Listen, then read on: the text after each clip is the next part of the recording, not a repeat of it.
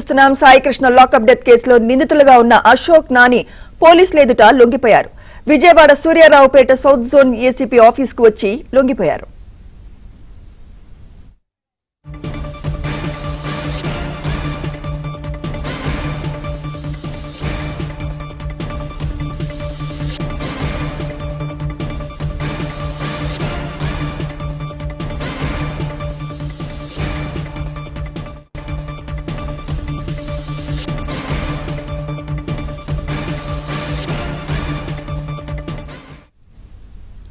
Sai Krishna lockup death కేసులో నిందితులుగా ఉన్న అశోక్ నాని పోలీసుల ఎదుట లొంగిపోయారు.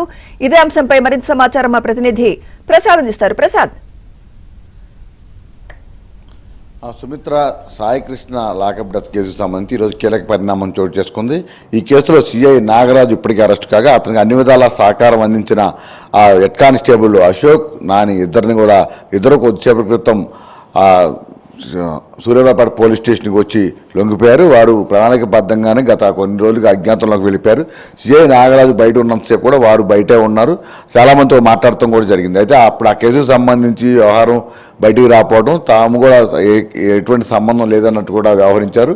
అయితే ఎప్పుడైతే సిట్టు రంగంలో దిగి మొత్తం కేసు విచారణ చేసింది, అందులో మార్కాపురం నుంచి కృష్ణలంక పోలీస్ స్టేషన్ వరకు సాయి కృష్ణను తీసుకురావడం, తర్వాత అతన్ని అక్కడ కొట్టడంతో పాటు లాకప్ డెత్లో చనిపోయినటువంటి నిర్ధారించిన నేపథ్యంలో ప్రధాన పాత్రధారిగా ఉన్న సిఐ నాగరాజుపై కేసు నమోదు చేశారు. అప్పటి నుంచి కూడా ఆ సిఐ నాగరాజుని అరెస్ట్ చేసే క్రమంలో దాదాపు ఒక రోజల్లా కూడా అక్కడ సింగనగర్లోనే ఆయన స్నేహితుడి నివాసంలో నాగరాజు ఉన్న సమయంలో కూడా వీరిద్దరూ మాట్లాడినట్టు కూడా తెలుస్తోంది. నాగరాజుని సిట్ అధికారులు అదుపులో తీసుకున్న ఆ మర్నాడు నుంచి కూడా వీరిద్దరూ అజ్ఞాతంలోకి వెళ్ళిపోయారు. దీనికి సంబంధించి ఆ విజయవాడ కృష్ణలంక పోలీస్ స్టేషన్లో సీసీ కెమెరా ఫుటేజ్ మాయంలో కావచ్చు, అలాగే డెడ్ బాడీ మాయం చేయడం వ్యవహారంలో తప్పనిసరిగా నాగరాజుకు వీరిద్దరూ అన్ని విధాలు సహకరించారనేది సిట్టు చాలా బలంగా విశ్వసిస్తుంది. అందువల్లే వీరిద్దరి కోసం ప్రత్యేక బృందాలు కూడా ఏర్పాటు చేశారు. ఒక దశలో బెంగళూరులో ఉన్నట్టు కూడా సమాచారం అందడంతో 2 బృందాలు కూడా ఇటీవల అక్కడికి వెళ్ళటం జరిగింది. అంతేకాకుండా ఇందులో నాగరాజుకి వీళ్ళిద్దరితో పాటు మరో 3వ వ్యక్తి ప్రైవేట్ వ్యక్తిగా భావిస్తున్న సురేష్ను కూడా నిన్న అదుపులో తీసుకుని విచారిస్తున్నారు. అయితే అధికారికంగా దీనిపై ధృవీకరించకపోయినప్పుడు కూడా సురేష్ ప్రస్తుతం చిట్ట అధికారుల కస్టడీలో ఉన్నారు. వారిని నాగరాజు ఏ విధంగా అతని సేవలు ఉపయోగించుకునేవాడు, అదేవిధంగా ఏ సెటిల్మెంట్లకు పంపించేవాడు, అది సాగిచ్చిన వ్యవహారంలో అతనికి ఉన్న సమాచారం సంబంధించి కూడా అతని నుంచి విచారించారు. ఈరోజు ఉదయం కూడా కోర్టులో అలాగే హైకోర్టులో కూడా విచారణ జరుగుతున్న నేపథ్యంలో వీరిద్దరు పాత్ర గురించే ప్రముఖంగా చర్చ కూడా నడిచింది. ఈ పరిణామాల నేపథ్యంలో కొద్దిసేపటి క్రితం సామాన్య ప్రయాణికుల తరహాలో వారు ఆ ఆటోలో వచ్చి సూర్యారావుపేట పోలీస్ స్టేషన్ బయట ఇద్దరు ఆటో దిగారు. అక్కడి నుంచి నడుచుకుంటా లోపలికి వేగంగా విజయవాడ ఏసీపీ ఆఫీస్కి లోపలికి వెళ్ళిపోయారు. ఆ సమయంలో అక్కడే ఉన్న మన ప్రతినిధులు కూడా అన్ని ఫోన్లో వారు వెళ్తున్న వీడియో చిత్రీకరించి ఇప్పుడు ప్రసారం కూడా చేయడం జరుగుతూ ఉంది. ఈ పరిణామాల నేపథ్యంలో ఇప్పుడు వీరిద్దరు చెప్పే సమాచారం ఈ కేసులో అనేక ప్రశ్నలకు అనేక అనుమానాలకు జవాబిస్తుందని కూడా సిట్టు చాలా బలంగా నమ్ముతుంది. ఎందుకంటే మొదటి నుంచి కృష్ణలంక సీఐగా నాగరాజు బాధ్యతలు తీసుకుని 2 ఏళ్ళు ఉంది. అప్పటి నుంచి కూడా ఈ 2 ఏళ్ల కాలంలో అన్నిటికీ కూడా ఎక్కువగా అశోక్ మొత్తం ప్రజలకు కూడా నాగరాజు అసిస్టెంట్గా అందరికీ పరిచయమే. ఈ నేపథ్యంలో అతని నుంచి చాలా కీలక సమాచారం ఉంటుందని కూడా చెప్తున్నారు. చాలా కేసుల్లో ముందుగా ఎంక్వైరీ చేయాలన్నా కూడా లేదా ఎటువంటి సమాచారం సేకరించాలన్నా కూడా అశోక్నే ముందు పంపించేవారు. ఈ నేపథ్యంలో ఇప్పుడు అశోక్ అదేవిధంగా నాని ఇద్దరు కూడా లొంగిపోయిన నేపథ్యంలో తప్పకుండా వారిని ఈరోజు సాయంత్రం విచారిస్తారు. విచారించిన తర్వాత రేపటి వరకు ఈ విచారణలో వారి నుంచి ప్రధానంగా మార్కాపురం నుంచి కృష్ణలంక పోలీస్ స్టేషన్కి మృతదేహం అతను సాయి కృష్ణ తీసుకొచ్చిన తర్వాత అక్కడ చనిపోవడానికి గల కారణాలేంటి, ఎవరెవరు అతను ఏ విధంగా కొట్టారనే అంశాలకు సంబంధించి కూడా వీరి నుంచి సమాచారం రాబట్టే అవకాశం ఉంది.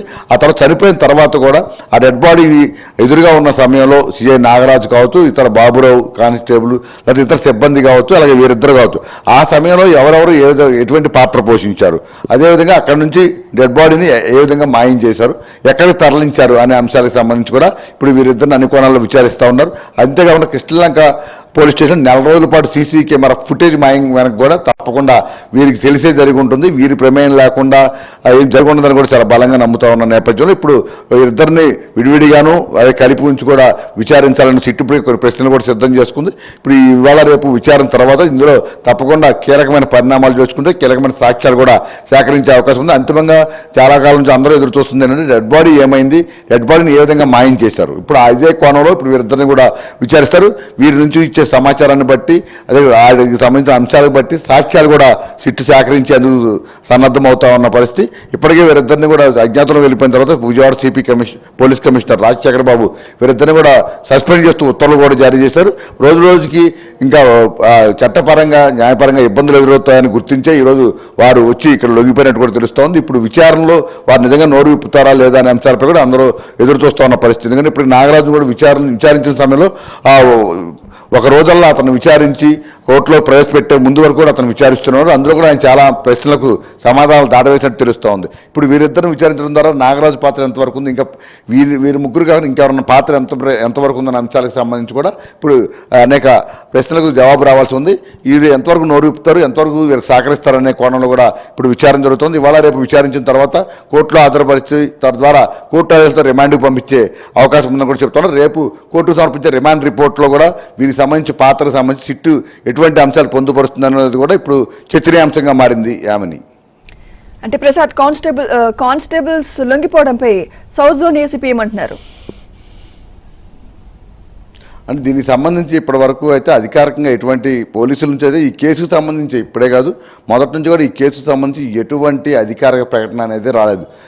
ఎప్పుడైతే ఈ వ్యవహారం బయటకు వచ్చిందే ఆ విజయలక్ష్మి మృతుడి తల్లి విజయలక్ష్మి ఆ కుటుంబ సభ్యులు వారు బయటకు వచ్చి మీడియాతో మాట్లాడిన పరిస్థితి అయితే ఇప్పుడు వీటికి సంబంధించి ప్రధానంగా ఈ కేసులో లాకప్ డెత్ నిర్ధారణ అయిన తర్వాత కూడా పోలీస్ కమిషనర్ కావచ్చు, సిట్ అధికారులు కావచ్చు, దర్యాప్తు చేసిన ఏ అధికారి ఏ స్థాయిలో కూడా స్పందించలేదు. కేవలం అంతర్గతంగా తాము విచారణ చేస్తున్నాము, ఆ అంతర్గతంగా దర్యాప్తు చేస్తున్న నేపథ్యంలో మొత్తం నివేదికనంతా కూడా సిద్ధం చేసి ప్రభుత్వానికి కోర్టుకు సమర్పిస్తామని చెప్తా వచ్చారు. ఇప్పుడు కొద్దిసేపటి క్రితమే వాళ్ళు దాదాపు అరగంట క్రితమే వాళ్ళు ఇప్పుడు లొంగిపోయిన పరిస్థితి. దీనికి సంబంధించి ఏసీపీ అధికారులు కూడా మనం కాంటాక్ట్లో ప్రయత్నం చేసినప్పటికీ కూడా ప్రస్తుతం ఎటువంటి సమాచారం మనం ఇవ్వలేమని పూర్తిగా విచారణ మధ్యలో ఉన్న నేపథ్యంలో వారికి అందులో సిట్టు వారిని విచారిస్తున్న నేపథ్యంలో మొత్తం ఇక్కడ ఉన్న స్థానిక పోలీసులు కాకుండా ప్రభుత్వం నియమించిన ఐపీఎస్ అధికారుల నేతృత్వం రవిప్రకాష్ నేతృత్వంలోని సిట్టు బృందం ఇప్పుడు వారిద్దరిని కూడా విచారించబోతుంది. విచారణ తర్వాత రేపు దీనికి సంబంధించి కొన్ని అంశాలు బయటకు వచ్చే అవకాశం ఉంది. అంతేకాకుండా వారు చెప్పే రిపోర్ట్ను వాళ్ళు చెప్పిన అంశాలను బట్టి మళ్ళీ సాక్ష్యాలు కూడా తయారు చేయాలి, దానికి సంబంధించి కోర్టులో ప్రవేశపెట్టాలి. ఈ పరిణామాల నేపథ్యంలో ఇప్పుడు రేపు వీటికి సంబంధించి అన్ని విధాలు కూడా రిపోర్ట్ తయారు చేసిన తర్వాత వీటికి అసలు ఎంతవరకు ఇందులో ప్రశ్నలకు జవాబిస్తారనేది కూడా వేచి చూడాలి. Sumitra, right, thank you Prasad.